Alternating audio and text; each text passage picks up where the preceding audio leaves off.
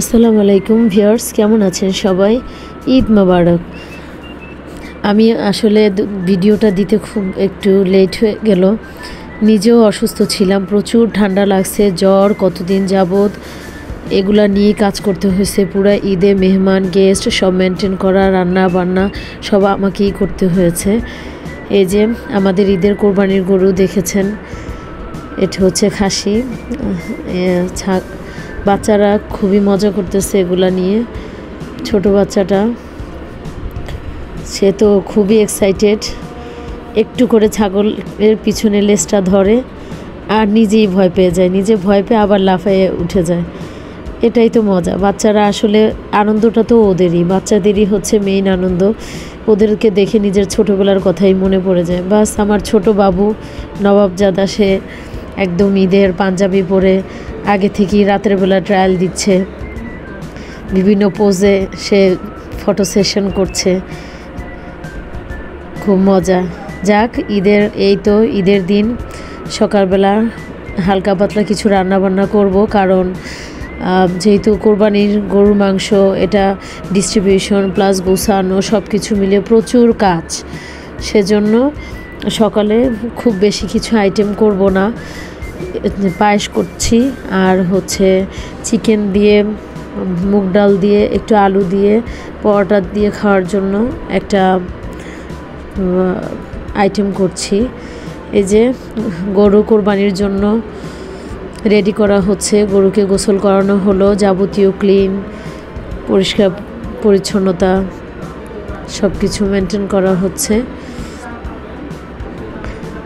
খারাপ লাগতেছে, মানে একটা গরু কোরবানি হবে, একটু খারাপ লাগে খুব। আসলে এই জায়গাটা খুব ইমোশনের জায়গা, কিন্তু তারপর আমাদের ইসলামী দৃষ্টিকোণ থেকে আমাদের যেটা নিয়ম সেটা আমাদেরকে পালন করতে হবে। বাস এখানে আমি এই তো পায়েস রান্না করলাম, পুডিং করলাম। এখানে পুডিং দুই রকম করেছি, একটা 0 ক্যাল দিয়ে আর এটা হচ্ছে নর্মাল সুগার দিয়ে। আমার শ্বশুর, আমার বাবা দুইজনেরই আসলে ডায়াবেটিস, তারা খেতে পারে না, তাই আমাকে 0 ক্যাল দিয়ে সবসময় একটা আইটেম, 2টা আইটেম অবশ্যই, যেটাই করি মিষ্টি জাতীয় তাদের জন্যও করি, না হলে আমরা খাবো তারা খেতে পারবে না। এই জিনিসটা আসলে আমার কাছে খুবই খারাপ লাগে। এদিকে গরু মাংস কাটা হয়েছে, কিছু পরিমাণ গরু মাংস, যেটা এটা মেপেই দেওয়া হয়েছে যে এই অংশটা আবার সেভাবে আমাদের ভাগ থেকে বাদ পড়বে। এটা একসাথে অনেকগুলা মাংস বসিয়ে দিলাম এখানে। এদিকে খিচুড়ি রান্না হলো, লেটকা খিচুড়ি। এটা আসলে আমার শ্বশুরবাড়ির ঐতিহ্য, তারা যে মানে কোরবানিতে লেটকা খিচুড়ি দিয়ে গরু মাংস তাদের খুবই ফেভারিট, তারা খাবে। আমার বড় ছেলে সিঁড়ি দিয়ে নামতে পারছে না, ছাগলগুলো সিঁড়ির ফ্লোরে বাঁধা, কারণ বাইরে প্রচুর বৃষ্টি হচ্ছে। আসলে ছাদে বা বাহিরে রাখলেও ছাগলগুলো ভিজে যাচ্ছিল, এ কারণেই ওদেরকে সিঁড়িতে বেঁধে দেওয়া হচ্ছে। এই যে তার দাদা তাকে আদর করছে, ওখানে নানা আছে, নানা দাদা দুজনেই খুব আদর করছে। আসলে এটাই তো, ওরা তো এগুলোই শিখবে যে কিভাবে সবাই মিলেমিশে একসাথে কাজ করতে হয়। সে যত বড়ই কিছু হোক না কেন, তাকে তো এগুলো করতেই হবে। এখানে ভুঁড়িটাও ক্লিন হয়ে গেছে, হেল্পিং হ্যান্ড খুব সুন্দর করে ক্লিন করে দিয়েছে। গরু মাংস রান্না হচ্ছে। আর এইটা হচ্ছে ঈদের দ্বিতীয় দিনের ভিডিও ফুটেজ।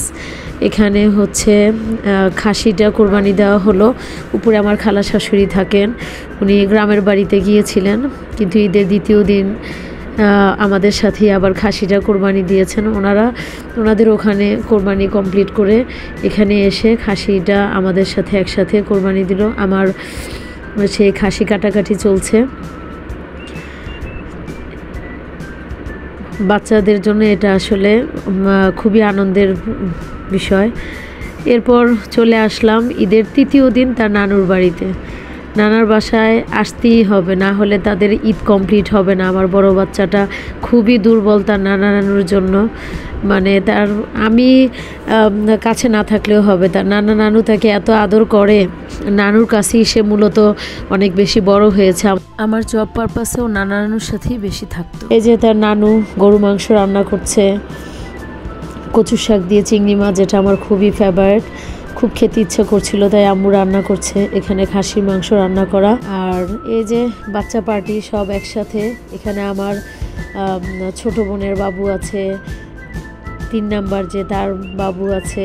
সব বাচ্চারা একসাথে হলে খুব আনন্দ ওদেরই তো ঈদ।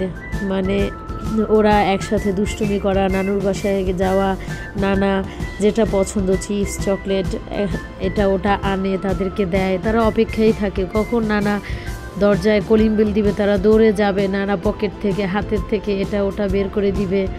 এটা হচ্ছে আমার বড় ছেলে, এটা ছোট বোনের বাবু, বাকি 3 জন হচ্ছে আমার সেজজনের। এই যে আমার দুষ্টটা এদিকে, আর এদিকে খাওয়া দাওয়া চলছে। খিচুড়ি রান্না করেছে আম্মু, খাসির মাংস, সালাদ। এই যে নানার সাথে বসে আমার বড় নবাব খাচ্ছে। আর এদিকে রান্না বান্না চলছে, চিকেন রোস্ট রান্না হচ্ছে। বাস এগুলো রান্না হয়ে গেলে একসাথে দুপুরের খাবার সার্ভ করা হবে। আর এ হচ্ছে আমাদের সব